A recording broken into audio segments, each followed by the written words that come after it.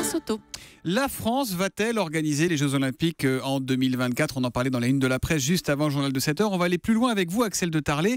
Anne Hidalgo, la maire de Paris, va recevoir demain un rapport de faisabilité et d'opportunité pour une candidature.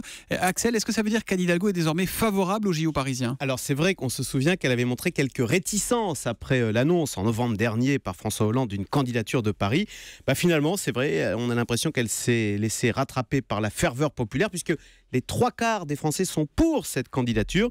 Donc effectivement, demain, un premier rapport sera remis à la maire de Paris. La date limite des candidatures, c'est septembre prochain. Apparemment, Boston, Rome et Berlin seraient déjà en lice.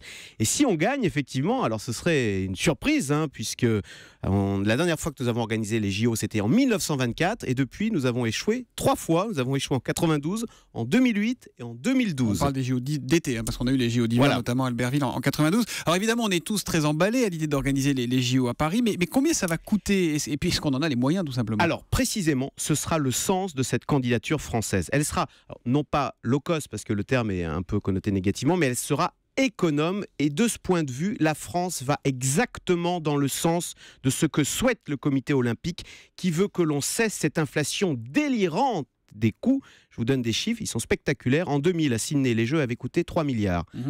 Athènes, 2004, 13 milliards. On parle d'euros, chaque fois. Oui, Pékin, 2008, 30 milliards. Entre 2000 et 2008, on est passé de 3 à 30. Voilà, exactement. Alors Londres avait déjà un peu réduit la facture, c'était 11 milliards, mais selon le Parisien, l'ambition de Paris, c'est de revenir à 6 milliards d'euros de dépenses. Donc vous voyez, 5 fois moins que Pékin, d'abord pour des questions financières évidentes, mais même pour des questions d'acceptabilité sociale. Souvenez-vous, l'été dernier, ces violentes manifestations au Brésil pour protester contre ces milliards dépensés pour l'organisation du mondial de football. Bon, donc puisque vous nous dites que 6 milliards, c'est pas grand-chose, comment on va s'y prendre pour réduire la facture à cette somme? Eh bien alors, à l'économie, donc on va utiliser tous les complexes déjà existants, le Stade de France, Bercy, Roland-Garros. Et s'il faut construire par exemple un nouveau stade nautique, eh bien on fera du provisoire, un site provisoire à moindre coût.